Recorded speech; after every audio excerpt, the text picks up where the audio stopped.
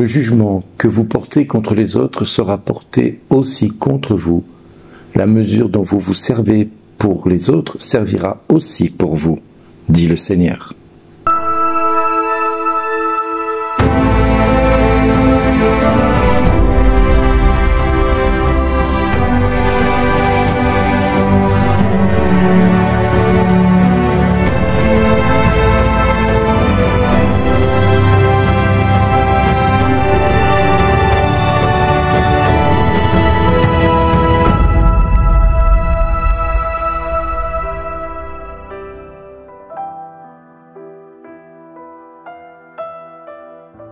Bonjour les amis, ne jugez pas pour ne pas être jugés.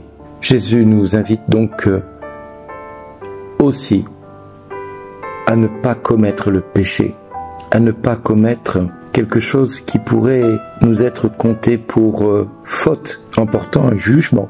Cependant, quand on regarde dans les évangiles, que ce soit Pierre, que ce soit l'apôtre Paul, à plusieurs reprises, ils vont juger certaines situations, les Corinthiens pour Paul, Ananias pour Pierre. On a du mal à comprendre qu'est-ce que Jésus essaie de nous dire, de ne pas juger alors que Pierre et Paul se sont permis de les juger et de dire ce qui n'allait pas. Eh bien, je pense que Pierre et Paul nous enseignent quelque part qu'il nous faut être corrigés par un frère qui voit en nous l'erreur, la faute qui nous condamne, qui nous amène vers le péché et qui nous amène vers le diable qui est l'auteur du péché et quelque part qui nous compromet avec lui. Pierre et Paul nous enseignent quelque part à ne pas tomber, mais ils n'oublient pas qu'ils sont eux-mêmes pécheurs. Ils n'oublient pas le degré de leur péché. Ils n'oublient pas d'où ils viennent. Ils n'oublient pas ce qu'ils sont. Ils n'oublient pas surtout que ce qu'ils disent n'est là que pour appeler à une correction fraternelle et non pour nuire à la personne en tant que telle, c'est-à-dire pour la rabaisser devant les hommes, pour l'humilier devant les hommes. Le jugement a la plupart du temps cette faculté de détruire l'image de quelqu'un, de détruire l'image de ce qu'il est, de ce qu'elle est. Et on va porter un jugement, par exemple téméraire, sur quelqu'un qui a fait ceci ou qui a fait cela, ou qui a dit ceci ou qui a dit cela. Et ce jugement va être source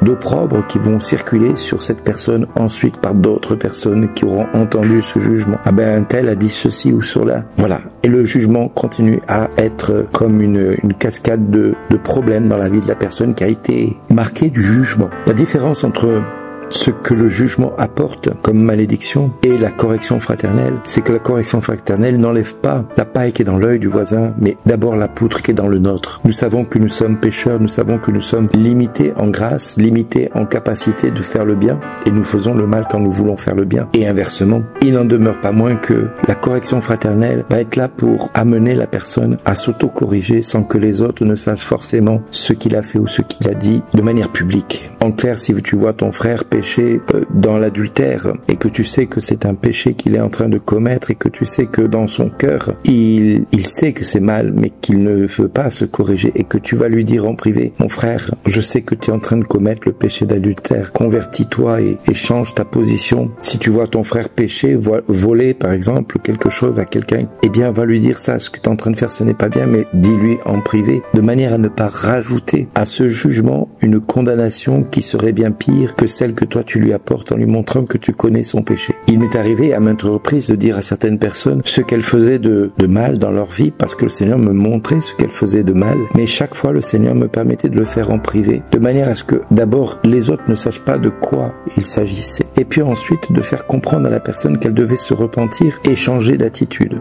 Mais à aucun moment je n'ai imaginé être supérieur à cette personne en apportant ce jugement. Je ne faisais qu'apporter cette révélation que Dieu m'avait montrée pour que cette personne se corrige et vienne à rechercher la sainteté plutôt que le péché. À aucun moment dans mon cœur il y avait cet esprit de condamnation humaine que tout homme serait amené à porter contre un autre homme, parce que je me sais moi-même pécheur, je me sais moi-même faible, et par moments j'ai eu aussi besoin que quelqu'un me corrige, que quelqu'un vienne me dire: Bernard, ce que tu fais, ce que tu dis, c'est pas possible, Dieu ne veut pas ça pour toi, il faut que tu changes. Et j'ai entendu cela parce que c'était pour me corriger et m'amener à grandir. Comme vous le voyez, le jugement est bien différent que de la correction fraternelle, et c'est selon ce que nous allons porter comme jugement envers nos frères et nos sœurs qu'il nous sera fait la même chose pour nous. C'est la mesure dont nous nous servons qui sera utiliser pour mesurer ce que nous faisons ou dirons à nos frères, à nos sœurs qui nous entourent. Mes amis, aujourd'hui, plus que jamais, soyons prudents dans tous les propos que nous utilisons, dans tout ce que nous faisons, dans tout ce que nous disons envers quelqu'un. Un jugement, c'est quelque chose qui vient jeter un regard inquisiteur sur la personne, un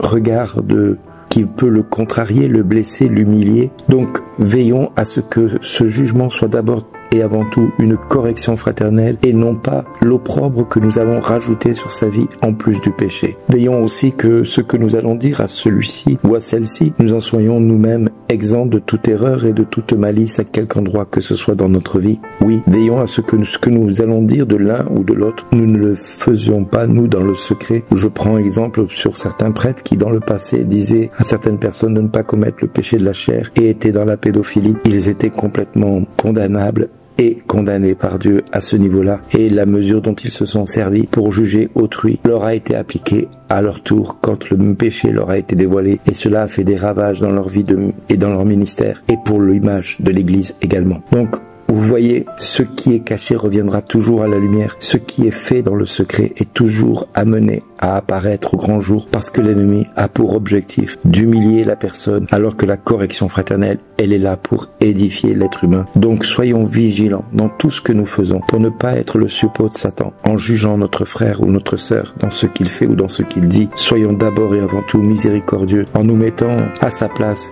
Qu'est-ce que j'aurais fait, qu'est-ce que j'aurais dit à sa place pour avant tout et avant toute correction fraternelle peser sur moi le propre regard que je vais poser sur sa vie ou sur ce qu'il a fait, sur ce qu'elle a dit. Ce qui est très important dans notre quotidien, c'est d'être en vérité avec nous-mêmes et de rechercher la vérité, car c'est la vérité qui nous rendra libres. Mes amis, il y a un point qu'il ne faut pas oublier. Les hommes sans solution sont ceux qui cherchent de s'occuper de leurs propres péchés pour prêter attention à ceux des autres. Ils ne cherchent pas à s'en corriger, mais dans quoi ils pourraient avec nous mordre ou nous atteindre. Donc on ne peut pas corriger quelqu'un sans amour ni charité. La charité doit être d'abord et avant tout l'anesthésie pour faire comprendre à notre frère ce qu'il fait de mal, ce qu'il dit de mal, ce qui va faciliter les soins et accepter la correction fraternelle. Soyons donc remplis d'amour et de charité avant toute décision, toute parole envers quelqu'un, pour que le Seigneur nous dise « Merci d'exister ».